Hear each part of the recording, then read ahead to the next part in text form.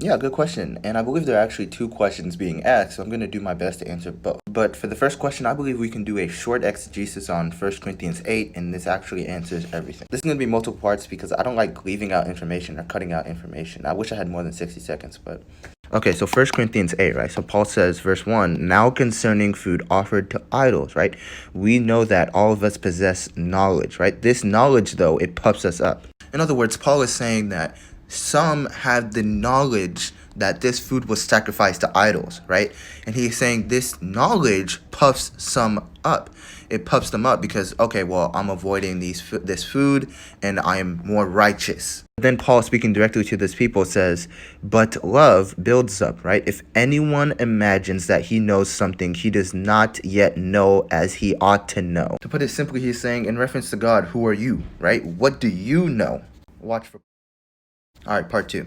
Obviously, now we're in verse 3, and Paul says, he starts out with a fanboy. He says, but, right, contrasting to the previous sentence, he says, but if anyone loves God, he is known by God. And of course, pay attention to verse 4. Therefore, as to eating the food offered to idols, we know that an idol has no real existence, and that there is no God but one. Paul expounds on this point, and he says that for there is one God the Father, from whom all things and for whom we exist, and one Lord Jesus Christ, through whom all things and through whom we exist. Paul is saying, hey, you realize, right, there is one God, not all of these whatevers, right, these pagans, because they were pagan worshippers. Paul is saying all these people don't exist in the first place. Verse 7, however, not all, he's referring to humans, possess this knowledge, but some, through former association with idols, eat food as really offered to an idol. It's starting to get good, guys, so watch for part 3.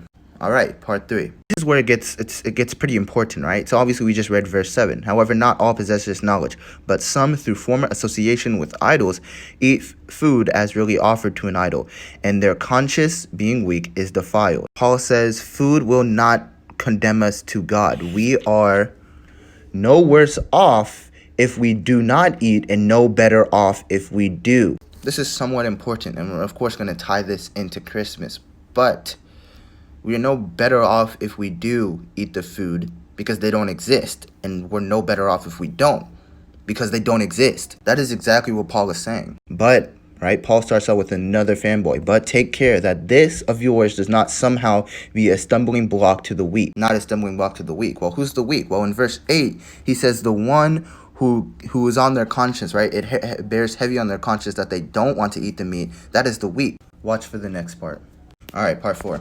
Okay, so we've just established who the weak was. The one who his conscience bears heavy on him because he is scared of the idol, even though they don't exist. I assume they're Messianic Jews. Basically, Messianic Jews are the people that follow they hold to the Old Testament law, but they accept Christ as Messiah.